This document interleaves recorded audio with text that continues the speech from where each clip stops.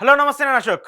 Janasena TDP కలిసి పోటీ చేస్తున్నటువంటి నేపథ్యంలో ఎక్కువగా వైసీపీ పార్టీ పైన కొంత ఇబ్బందికర పరిస్థితి కనిపించే అవకాశం ఉంది. 2019 ఎన్నికల్లో టీడీపీ ఓడిపోవడానికి ప్రత్యక్షంగా పరోక్షంగా జనసేన పార్టీ కారణమైంది. దాదాపు 60-65 నియోజకవర్గాల్లో టీడీపీ ఓటమికి వాళ్ళ ఓట్ బ్యాంక్ను మొత్తం జనసేన పార్టీ గ్రాప్ చేసింది. ఈ నేపథ్యంలో వీళ్ళిద్దరు కలిసి పోటీ చేసినటువంటి తరుణంలో 2024 ఎన్నికల్లో వైసీపీ పార్టీపై కూటమి ప్రభావం ఎంతవరకు ఉండబోతుంది? 2024లో వైసీపీ అభ్యర్థులను ఓడించడానికి ఎవరెవరు ఎక్కడి నుంచి పోటీ చేయబోతున్నారని చూద్దాము. ముఖ్యంగా జిల్లాల వారీగా చూసుకుంటే జనసేన టీడీపీ ఎఫెక్ట్ వైసీపీపై ఎంతవరకు ఉంటుందని చూసుకుంటే ఒకసారి గుంటూరు జిల్లాకి సంబంధించి చూద్దాము. గుంటూరు జిల్లాలో జనసేన టీడీపీ ప్రభావము వైసీపీ అభ్యర్థులపైన ఎలా ఉండబోతుంది, వైసీపీ పార్టీకి సంబంధించి అక్కడ ఎంత ఓట్ బ్యాంకు డివైడ్ చేస్తుంది అనేది కూడా ఒకసారి చూద్దాం. ముఖ్యంగా పొన్నూరు నియోజకవర్గానికి సంబంధించి పొన్నూరు నియోజకవర్గంలో టీడీపీ అభ్యర్థి దూల్లిపాల నరేంద్ర పోటీ చేశారు. 2019 ఎన్నికల్లో ఆయనకి దాదాపు 86,458 ఓట్లు వచ్చాయి. ఇక వైసీపీ అభ్యర్థిగా కిలారు వెంకట రోసే పోటీ చేశారు. ఆయనకి 87,000 ఓట్లు వచ్చాయి. జనసేన అభ్యర్థిగా పార్వతి పోటీ చేశారు. ఆయనకి 12,000 ఓట్లు వచ్చాయి. అంటే ఇక్కడ టీడీపీ జనసేన కూటమి కలిపి చూసుకుంటే దాదాపు 98,400 ఓట్లు వచ్చాయి. కానీ ఇక్కడ జనసేన ఎక్కువ మెజార్టీ సాధించపోయినప్పటికీ టీడీపీ అభ్యర్థిని ఓడించడంలో మాత్రం జనసేన పార్టీ కీలక పాత్ర పోషించింది. జనసేన సాధించినటువంటి 12,000 ఓట్లు మొత్తము ఇక్కడ టీడీపీ ఓట్ బ్యాంకును టర్న్ చేసినవి. సో ఇక్కడ ప్రత్యక్షంగా టీడీపీ అభ్యర్థి ఓడిపోవడానికి కారణమైంది మాత్రం జనసేన పార్టీ. సో ఇప్పుడు అలాంటి మిస్టేక్ చేయకుండా ఇద్దరు కలిసి పోటీ చేస్తున్నారు కాబట్టి ఇక్కడ కిలారి వెంకట రోసయ్యకి మాత్రము ఈసారి షాక్ తప్పదనేది మాత్రం మనం ఖచ్చితంగా చెప్పుకోవచ్చు. ఇక్కడ రోసయ్య సాధించిన ఓట్లు 87,570 అంటే ఆయనకు వచ్చినటువంటి మెజార్టీ కూడా చాలా తక్కువ, 1112 ఓట్లు. సో ఈ కూటమి వల్ల మాత్రం ఈసారి కిలార్ రోసే ఓడిపోబోతున్నారు 2019 ఎలక్షన్ రిజల్ట్స్ చూస్తే మాత్రము. కానీ ఇక్కడ జనసేన పార్టీ కూడా కొంత సీట్ అడుగుతున్నటువంటి తరుణంలో ఇక్కడ సిట్టింగ్గా ఉన్నటువంటి దూలిపాల నరేంద్రకి కాకుండా జనసేన పార్టీకి సీట్ ఇచ్చే అవకాశం ఉంటుందా, లేదంటే దూలిపాల నరేంద్రకి ఇక్కడ మళ్ళీ అవకాశం ఇస్తారా అనేది చూడాలి. సో ఏది ఏమైనప్పటికీ పొన్నూరు నియోజకవర్గానికి సంబంధించి కూటమి దెబ్బకు ఈసారి వైసీపీకి గట్టి షాక్ తగలబోతుంది అనేది మాత్రము ఈ రిజల్ట్స్ చూస్తే మనకు అర్థమవుతుంది. ఇక మరొక నియోజకవర్గము గుంటూరు జిల్లాకు సంబంధించి వేమూరుకి సంబంధించి టీడీపీ అభ్యర్థిగా నక్క ఆనందబాబు పోటీ చేశారు. ఆయన మాజీ మంత్రి. సో వైసీపీ అభ్యర్థిగా మేరుగ నాగార్జున ఉన్నారు, ఆయన ప్రస్తుతం మంత్రి. సో నక్క ఆనందబాబుకి దాదాపు 71,000 ఓట్లు వచ్చాయి. వైసీపీ అభ్యర్థి నాగార్జునకి 81,000 ఓట్లు వచ్చాయి. జనసేన అభ్యర్థి భరత్ భూషణ్కి 13,038 ఓట్లు వచ్చాయి. అంటే ఇక్కడ కూడా సేమ్ టీడీపీ అభ్యర్థి ఓడిపోవడానికి ప్రత్యక్ష కారణము జనసేన అభ్యర్థి. వీళ్ళకి వచ్చినటువంటి ఓట్ బ్యాంక్ టర్న్ అయింది మొత్తము జనసేన అభ్యర్థికి. సో టీడీపీ జనసేన కూటమిగా ఉన్నటువంటి నేపథ్యంలో వీళ్ళకి వచ్చినటువంటి ఓట్లు 84,710, వైసీపీ అభ్యర్థికి వచ్చినటువంటి ఓట్లు 81,000. అంటే దాదాపు 4,000 ఓట్లు హై మెజార్టీతోనే ఇక్కడ జనసేన టీడీపీ కూటమి ఉందని చెప్పేసి మనకు అర్థమవుతుంది. సో ఇక్కడ జనసేన టీడీపీ కలిసి పోటీ చేసినటువంటి నేపథ్యంలో ఉంది కాబట్టి వైసీపీ అభ్యర్థి మంత్రి మేరుగ నాగార్జునకి ఈసారి గట్టి షాక్ తగిలే అవకాశం కనిపిస్తుంది. ఈసారి ఆయన ఖచ్చితంగా ఓటమి పాలవటం 100% ఖాయమని కూడా తెలుస్తుంది. ఈ నేపథ్యంలోనే వేమూరుకి సంబంధించి కూడా నియోజకవర్గాన్ని చేంజ్ చేసే ప్లాన్లో వైసీపీకి సంబంధించి ఇక్కడ కొత్త వాళ్ళని రీప్లేస్ చేశారు కాబట్టి ఎంతవరకు కూటమి అభ్యర్థిగా ఉన్నటువంటి ఆనందబాబుకి ఎంతవరకు వైసీపీ అభ్యర్థి టఫ్ ఫైట్ ఇస్తారనేది మాత్రం చూడాలి. సో ఏది ఏమైనప్పటికీ ఈ రిజర్వ్ నియోజకవర్గంలో మాత్రము వైసీపీ అభ్యర్థి ఈసారి కూటమి వల్ల కొంత షాక్ తగిలే అవకాశం కనిపిస్తుంది. ఎవరు పోటీ చేసినప్పటికీ టఫ్ ఫైట్ ఉంటే మినహా తప్పితే మాత్రము ఎక్కడా కూడా వైసీపీ గెలిచే అవకాశాలు కనిపించట్లేదు 2019 రిజల్ట్స్ ప్రకారం చూసుకుంటే. ఇక మరొక నియోజకవర్గము కీలక నియోజకవర్గము రేపల్లెకి సంబంధించి టీడీపీ అభ్యర్థిగా అనగానికి సత్యప్రసాద్ ఉన్నారు. ఆయన చాలా కీలకమైన నేత. ఎప్పటి నుంచో టీడీపీ పార్టీకి సంబంధించి రేపల్లె కంచుకోటగా ఉండడం నియోజకవర్గము. వైసీపీ అభ్యర్థిగా మోపిదేవి వెంకటరమణ ఉన్నారు. ఆయన ప్రస్తుతం ఎంపీగా ఉన్నారు, రాజ్యసభ ఎంపీగా. ఆయన ఓడిపోయారు 2019 ఎన్నికల్లో. జనసేన అభ్యర్థిగా సాంబశివరావు ఉన్నారు. ఆయనకి 11,000 ఓట్లు సాధించారు 2019 ఎన్నికల్లో. సో ఇక్కడ టీడీపీ జనసేన కూటమిలో ఉన్నాయి కాబట్టి ఆయనకి 101,736 ఓట్లు వచ్చాయి కూటమికి సంబంధించి. మోపిదేవికి 78,000 ఓట్లు వచ్చాయి. అంటే ఎక్కడా కూడా మోపిదేవి మళ్ళీ గెలవడానికి ఛాన్సెస్ లేకుండా కనిపిస్తూ ఉంది రేపల్లెకి సంబంధించి. రేపల్లెలో మాత్రము ప్రస్తుతానికి ఆయనే ఇన్ఛార్జిగా ఉన్నారు. పార్టీకి సంబంధించి అన్ని కార్యక్రమాల్లో మోపిదేవే యాక్టివ్గా పనిచేస్తూ ఉన్నటువంటి నేపథ్యంలో అక్కడ అభ్యర్థిని కూడా కొంత రీప్లేస్ చేస్తారంటూ కూడా తెలుస్తూ ఉంది. వైసీపీకి సంబంధించి ఎవరిని పంపిస్తారు, అక్కడి నుంచి కొత్త వ్యక్తికి ఎవరికైనా అవకాశం ఇస్తారు, లేదంటే కాపు సామాజిక వర్గానికి సంబంధించినటువంటి నేతని కూడా రీప్లేస్ చేయాలని చెప్పేసి చూస్తున్నారు. ఎందుకంటే అక్కడ రేపల్లెలో కాపుకి సంబంధించినటువంటి ఓట్ బ్యాంక్ కూడా ఎక్కువగా ఉంటుంది కాబట్టి ఆ గ్రాబ్ చేసుకోవడానికి ఎవరిని రీప్లేస్ చేస్తారనేది కూడా చూడాలి. కానీ ఏది ఏమైనప్పటికీ రేపల్లెకి సంబంధించి మాత్రము టీడీపీ జనసేన కూటమి అభ్యర్థిని తట్టుకోవాలంటే మాత్రము వైసీపీ ఒక స్ట్రాంగ్ పర్సన్ని రంగంలోకి దింపాల్సిన పరిస్థితి కనబడుతుంది. ఆ వైసీపీ ఎవరిని దింపబోతుంది, లేదంటే మళ్ళీ తిరిగి మోపిదేవికే ఒక్కసారి అవకాశం ఇస్తారా లేదా అనేది చూడాలి. సో ఎందుకంటే 2019లో కూడా మోపిదేవి ఓడిపోయారు, 2014లో కూడా మోపిదేవి ఓడిపోయారు. కాబట్టి ఈసారి రేపల్లిలో వైసీపీ పాగా వేయాలని చెప్పేసి గట్టిగా ప్లాన్ చేసినటువంటి నేపథ్యంలో వైసీపీ ఎలాంటి యాక్షన్ ప్లాన్తో ముందుకెళ్తుంది అనేది కూడా చూడాలి. ఇక మరొక నియోజకవర్గము తెనాలికి సంబంధించి 2019 ఎన్నికల్లో టీడీపీ అభ్యర్థి ఆలపాటి రాజా పోటీ చేశారు. ఆయన మాజీ మంత్రి, వైసీపీ అభ్యర్థిగా అన్నాబత్తుని శివకుమార్ పోటీ చేశారు. ఆయనకి 94,000 ఓట్లు వచ్చాయి. ఇక జనసేన అభ్యర్థిగా నాదెండ్ల మనోహర్, చాలా కీలకమైనటువంటి నేత, జనసేన పార్టీకి సంబంధించి జనసేన పార్టీలో యాక్టివ్ రోల్ పోషిస్తున్నటువంటి నేత. సో జనసేన టీడీపీ కూటమికి సంబంధించి చూసుకుంటే వాళ్ళకు వచ్చినటువంటి ఓట్లు 106,751. అంటే ఎక్కడా కూడా అంటే థర్డ్ ప్లేస్లో నిలిచినప్పటికీ వైసీపీ జనసేన మనోహర్కి మాత్రం ఊహించిన విధంగా ఓట్లు వచ్చాయి. అంటే ఆయన దాదాపు కనీసం సెకండ్ ప్లేస్లో ఉంటారు, లేదంటే వైసీపీ అభ్యర్థిని కూడా ఓడిపోయే డామినేట్ చేసే విధంగా ఉంటారని చెప్పేసి అందరూ భావిస్తూ వచ్చారు. కానీ ఎక్కడ కూడా ఆయన తెనాలిలో ప్రభావం చూపించని పరిస్థితి కనబడుతుంది. సో ఈ నేపథ్యంలోనే ఆలపాటి రాజా మనోహర్కి సీట్ ఇస్తే ఆలపాటి రాజా సపోర్ట్ చేస్తారా లేదనేది మాత్రం చూడాల్సి ఉంది. కానీ జనసేన టీడీపీ కూటమి కలిసి పోటీ చేస్తే మాత్రం ఇక్కడ అన్నాబత్తుని శివకుమార్ ఓటమి ఖాయం అనేది 2019 రిజల్ట్స్ ప్రకారం చూస్తే మనకు అర్థమవుతుంది. సో ఖచ్చితంగా ఇక్కడ తెనాలి కూటమి విజయం సాధించబోతుంది 100% అనేది చెప్పొచ్చు. కానీ ఇక్కడ ఎవరు పోటీ చేస్తారు? నాదెండ్ల మనోహర్ పోటీ చేస్తారా, లేదంటే ఆలపాటి రాజా పోటీ చేస్తారా? ఆలపాటి రాజా పోటీ చేస్తే మరి నాదెండ్ల మనోహర్ని ఎక్కడ రీప్లేస్ చేస్తారు? ఒకవేళ నాదెండ్ల మనోహర్ పోటీ చేస్తే ఆలపాటి రాజా క్యాడర్ మొత్తము మనోహర్కి సపోర్ట్ చేస్తుందా లేదా అనేది ఇలాంటి చాలా క్వశ్చన్స్ ఉన్నటువంటి నేపథ్యంలో మాత్రము కూటమి 100% గెలుస్తుంది.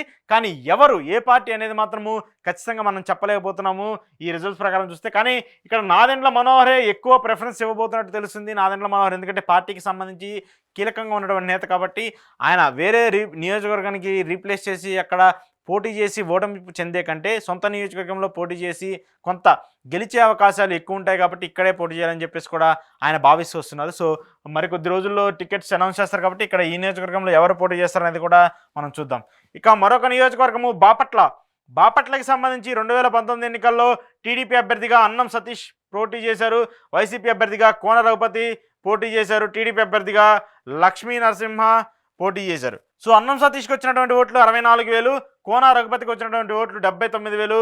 ఇక జనసేన అభ్యర్థి లక్ష్మీ నరసింహకి వచ్చినటువంటి ఓట్లు 4,000. అంటే ఇక్కడ జనసేన కూడా ఎక్కడ ప్రభావం చూపని పరిస్థితి కనబడుతుంది. వీళ్ళిద్దరు కలిపి చూసుకున్నా కూడా వచ్చినటువంటి ఓట్లు 68,643. ఇక్కడ వైసీపీ అభ్యర్థిగా కోన రఘుపతి ఉన్నారు. సో ఈయనకి 15,199 ఓట్లు వచ్చాయి. అంటే ఎంత డివైడ్ చేసుకున్నా కూడా వీళ్ళిద్దరు కలిపి చూసుకున్నా కూడా 11,199 ఓట్ల మెజార్టీతోనే ఆయన ఇంకా లీడ్లో కొనసాగుతున్నారు. కానీ బాపట్లకు సంబంధించి రేపు జరగబోతున్నటువంటి ఎన్నికల్లో ఇక్కడ కోన రఘుపతి వైసీపీ అభ్యర్థిగా ఉంటారనేది మాత్రము క్వశ్చన్ మార్క్గా ఉంది. ఎందుకంటే ఇక్కడ కొంత రీప్లేస్మెంట్ కోరుతూ ఉన్నారు, కొత్త వ్యక్తికి అవకాశం ఇవ్వాలని చెప్పేసి కూడా బాపట్లలో జగన్మోహన్ రెడ్డి భావిస్తూ వస్తుంది. కానీ టీడీపీ అభ్యర్థిగా కూడా ఇక 2-3 పోటీలో ఉన్నటువంటి నేపథ్యంలో ఇక్కడ అన్నం సతీష్కి అవకాశం ఇస్తారా, ఇక లేదంటే వేగేసిన నరేంద్ర వర్మ, ఆయన కొత్త వ్యక్తి, ఆయన ఎప్పటి నుంచో పార్టీకి సంబంధించి ఎక్కువగా పనిచేస్తూ వస్తున్నారు. సో ఆయనకి అవకాశం ఇస్తారనేది కూడా చూడాలి. సో ఏది ఏమైనప్పటికీ బాపట్లకు సంబంధించి ఇక్కడ జనసేనను పక్కన పెడితే మాత్రము టీడీపీ వైసీపీ మధ్య మాత్రమే టఫ్ ఫైట్ ఉండబోతుంది. కొత్త అభ్యర్థులు ఈసారి పోటీ చేసే అవకాశం ఉన్నటువంటి నేపథ్యంలో ఎవరు పోటీ చేసినా కూడా ఒక టఫ్ వార్ ఉండే అవకాశం కనిపిస్తుంది బాపట్లకు సంబంధించి, అటు టీడీపీకి అయినా కానివ్వండి, ఇక్కడ వైసీపీకి అయినా కానివ్వండి. సో ఈ నియోజకవర్గాన్ని మాత్రం 2019 ఎలక్షన్ రిజల్ట్స్ ప్రకారం మనం ప్రిడిక్ట్ చేయలేము. ఎందుకంటే కొత్త వ్యక్తులు వస్తున్నారు కాబట్టి ఎవరి వైపు ప్రజలు మొగ్గు చూపుతారు, ఎవరి వైపు ఆ ఆదరణ ఉండబోతుంది అనేది మాత్రము చూడాల్సి ఉంది. ఇక మరొక నియోజకవర్గము పత్తిపాడుకి సంబంధించి డొక్కా మాణిక్యరావు వరప్రసాద్, ఆయన టీడీపీ నేత. 2019 ఎన్నికల్లో ఆయనకు వచ్చినటువంటి ఓట్లు 85,110. ఇక వైసీపీ అభ్యర్థిగా మేకతోటి సుచరిత, ఆవిడకి వచ్చినటువంటి ఓట్లు 92,000. ఇక జనసేన అభ్యర్థిగా రావెల కిషోర్ బాబు పోటీ చేశారు. ఆయనకి 26,000 ఓట్లు ఇచ్చాయి. అంటే ఇక్కడ రావెల కిషోర్ బాబు 2019 ఎన్నికల్లో టీడీపీకి సంబంధించి ఉన్నారు. ఆయన మంచి ఓట్ బ్యాంక్ సాధించారు. కానీ ఆ తర్వాత జనసేన పార్టీలో చేరారు. అక్కడి నుంచి ఆయన పోటీ చేశారు. ఆయనకు వచ్చిన ఓట్లు కేవలం 26,000. కానీ ఇక్కడ మాజీ హోంమంత్రి సుచరితకు సంబంధించి వచ్చినటువంటి మెజార్టీ చూసుకుంటే కేవలం 7,300 98 ఓట్లే. సో ఇక్కడ టీడీపీ జనసేన కూటమి కలిసి పోటీ చేస్తున్నటువంటి నేపథ్యంలో వీళ్ళకి కూటమికి వచ్చినటువంటి ఓట్లు 1,11,481. అంటే ఇక్కడ మేకతోటి సుచరితకి ఎక్కడ విజయం సాధించే అవకాశం లేదు. ఇక్కడ కొత్త అభ్యర్థి ఉన్నారు ప్రతిపాడుకు సంబంధించి, మేకతోటి సుచరితని వేరే నియోజకవర్గానికి రీప్లేస్మెంట్ చేశారు కాబట్టి ఇక్కడ కొత్త అభ్యర్థిగా ఉన్నారు వైసీపీకి సంబంధించి. సో వైసీపీ అభ్యర్థి ఎంతవరకు ఇంపాక్ట్ చూపుతారు కూటమికి సంబంధించి, కూటమి ఓట్ బ్యాంక్ని డివైడ్ చేయడంలో, కూటమికి సంబంధించి ఆ ఓటు మొత్తాన్ని వైసీపీకి టర్న్ చేయడంలో ఎంతవరకు ఇంపాక్ట్ ఉండబోతుంది అనేది మాత్రం చూడాల్సి ఉంది. కానీ ఇక్కడ రావెల కిషోర్ బాబు ఇప్పుడు జనసేనలో లేరు, ఆయన బీఆర్ఎస్ పార్టీలో జాయిన్ అయ్యి ఏపీకి సంబంధించి బీఆర్ఎస్ కార్యక్రమాల్లో ఉన్నారు కాబట్టి సో వీళ్ళిద్దరిని కలిపి చూసుకున్నా కూడా ఇక్కడ టీడీపీ అభ్యర్థి ఈసారి మాణిక్య వరప్రసాద్ పోటీ చేస్తే ఇక్కడ గెలిచే అవకాశం ఉంటుంది. కానీ ఎందుకంటే మాణిక్య వరప్రసాద్ కూడా ఇప్పుడు వైసీపీలోకి వెళ్ళారు కాబట్టి ఇక్కడ టీడీపీ అభ్యర్థిగా ఎవరు ఉంటారు అనేది చూడాలి. సో ఏది ఏమైనప్పటికీ కూటమి అభ్యర్థిగా ఒక ఇంపార్టెంట్ వ్యక్తిని ఇక్కడ నుంచోబెడితే మాత్రము ఆయన విజయం సాధించే అవకాశము 100% ఉందనేది తెలుస్తుంది. ఇక మరొక నియోజకవర్గము గుంటూరు వెస్ట్. గుంటూరు వెస్ట్కి సంబంధించి టీడీపీ అభ్యర్థిగా మద్దాలిగిరి ఆయన పోటీ చేశారు. 2019 ఎన్నికల్లో ఆయనకి 71,000 ఓట్లు వచ్చాయి. వైసీపీ అభ్యర్థిగా చంద్రగిరి యేసురత్నం పోటీ చేశారు, ఆయనకి 67,000 ఓట్లు వచ్చాయి. ఇక జనసేన అభ్యర్థిగా మాజీ ఐఏఎస్ తోట చంద్రశేఖర్ పోటీ చేశారు, ఆయనకి 27,000 ఓట్లు వచ్చాయి. ఇక్కడ కూడా 2019 ఎన్నికల్లో మద్దాలగిరి పోటీ చేశారు కాబట్టి ఆయన సిట్టింగ్ ఎమ్మెల్యే, ఖచ్చితంగా ఆయన విజయం సాధించారు. సో ఈ నేపథ్యంలో కూడా ఇక్కడ కూడా జనసేన టీడీపీ కూటమి అభ్యర్థి 100% విజయం సాధించబోతున్నారు. ఈ రిజల్ట్స్ ప్రకారం చూసుకుంటే ఇక్కడ వైసీపీ అభ్యర్థికి కొంత షాక్ తగిలే పరిస్థితి కనబడుతుంది.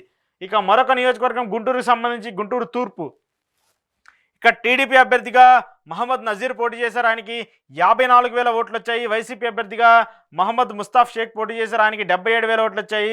జనసేన అభ్యర్థిగా రెహమాన్ పోటీ చేశారు, ఆయనకి 21,000 ఓట్లు వచ్చాయి. అంటే ఇక్కడ టీడీపీ అభ్యర్థిని ఓడించడానికి జనసేన 100% కృషి చేసింది అనడంలో ఎలాంటి అతిశయోక్తి లేదు. ఎందుకంటే వీళ్ళకి కూటమికి వచ్చినటువంటి ఓట్లు 76,000.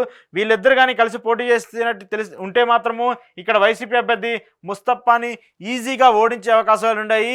కానీ వీళ్ళిద్దరూ విడివిడిగా పోటీ చేయడంతో ఇక్కడ వైసీపీ పార్టీ విజయం సాధించింది. సో రేపు జరగబోయేటువంటి ఎన్నికల్లో ఇద్దరు కలిసి పోటీ చేస్తే మాత్రము ఇక్కడ వైసీపీ అభ్యర్థికి కొంత షాక్ తగిలే అవకాశం కనిపిస్తుంది. ఇక్కడ వైసీపీ అభ్యర్థి ఈసారి ఓడిపోబోతున్నారు యాజ్ పర్ 2019 ఎలక్షన్ రిజల్ట్స్ చూస్తుంటే. ఇక గుంటూరుకు సంబంధించి మరొక నియోజకవర్గము చిలకలూరుపేట.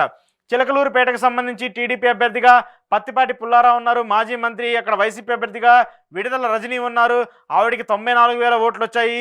జనసేన అభ్యర్థిగా గాది నాగేశ్వరరావు పోటీ చేశారు, ఆయనకి కేవలం 2,958 ఓట్లు వచ్చాయి. సో జనసేన టీడీపీ కలిసి పోటీ చేయడం వల్ల ఇక్కడ వీళ్ళ కూటమికి వచ్చినటువంటి ఓట్లు 89,000, వైసీపీ అభ్యర్థి రజనీకి వచ్చినటువంటి ఓట్లు 94,000. అంటే దాదాపు 5,000 ఓట్ల మెజార్టీలోనే రజనీ ఉన్నారు. కానీ ఇక్కడ కొత్త అభ్యర్థిని వైసీపీ ప్రకటించడంతో రజనీని వేరే నియోజకవర్గానికి రీప్లేస్మెంట్ చేశారు. సో ఇక్కడ మాత్రము టీడీపీ జనసేన కూటమి వల్ల వైసీపీ అభ్యర్థి కొన్ని ఇబ్బందులు ఎదుర్కొనే పరిస్థితులు ఖచ్చితంగా కనబడుతున్నాయి. ఎందుకంటే వీళ్ళకి ఎక్కువ గ్యాప్ లేనటువంటి తరుణంలో వైసీపీ గెలవాలన్నా ఇటు కూటమి గెలవాలన్నా కూడా ఇద్దరు చాలా కష్టపడాల్సిన పరిస్థితి ఉంటుంది. ఇక్కడ ఎవరికి కూడా పూర్తి స్థాయిలో మెజారిటీ వచ్చే అవకాశం ఎక్కడ కనిపించట్లేదు. 2019 రిజల్ట్స్ ప్రకారం చూసుకుంటే మాత్రం ఇక్కడ జనసేన గెలుస్తుందా లేదంటే కూటమి గెలుస్తుందా అనేది చూడాలి. కానీ పొత్తులో భాగంగా మాత్రము మళ్ళీ ఇక్కడ పత్తిపాటి పుల్లారావుకే సీట్ ఇచ్చే అవకాశం కనిపిస్తుంది. ఆయనకి ఇవ్వకపోతే మాత్రము టీడీపీ అభ్యర్థిగా భాష్యం ప్రవీణ్ ఉండబోతున్నారంటూ కూడా తెలుస్తుంది. సో భాష్యం ప్రవీణ్ పోటీ చేసినా పత్తిపాటి పుల్లారావు పోటీ చేసినా ఎవరు పోటీ చేసినా కానీ ఇక్కడ కొంత టఫ్ ఫైట్ అయితే మాత్రము వచ్చే పరిస్థితి కనబడుతుంది. ఇక మరొక నియోజకవర్గము నరసరావుపేట. నరసరావుపేటకు సంబంధించి టీడీపీ అభ్యర్థిగా చెదలవాడ అరవింద్ బాబు ఉన్నారు, ఆయనకి 68,000 ఓట్లు వచ్చాయి. ఇక వైసీపీ అభ్యర్థిగా గోపిరెడ్డి శ్రీనివాసరెడ్డి, ఆయనకి 1,00,000 ఓట్లు వచ్చాయి.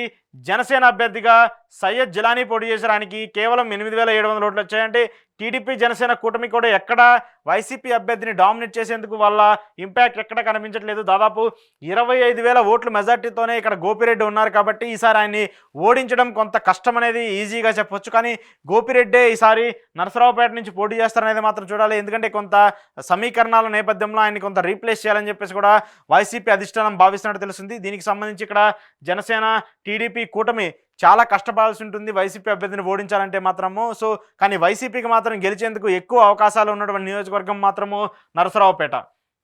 ఇక మరొక నియోజకవర్గము సత్తెనపల్లి. సత్తెనపల్లి చాలా ఇంపార్టెంట్ నియోజకవర్గము. సత్తెనపల్లికి సంబంధించి టీడీపీ అభ్యర్థిగా కోడెల శివప్రసాద్ పోటీ చేశారు వైసీపీ అభ్యర్థిగా. ప్రస్తుతం మంత్రి అంబటి రాంబాబు ఉన్నారు, ఆయనకి 1,05,000 ఓట్లు వచ్చాయి. ఇక జనసేన అభ్యర్థిగా ఎర్రం వెంకటేశ్వర రెడ్డి ఉన్నారు, ఆయనకి 9,000 ఓట్లు వచ్చాయి. సో టీడీపీ జనసేన కూటమికి సంబంధించి దాదాపు 93,466 ఓట్లు వచ్చాయి.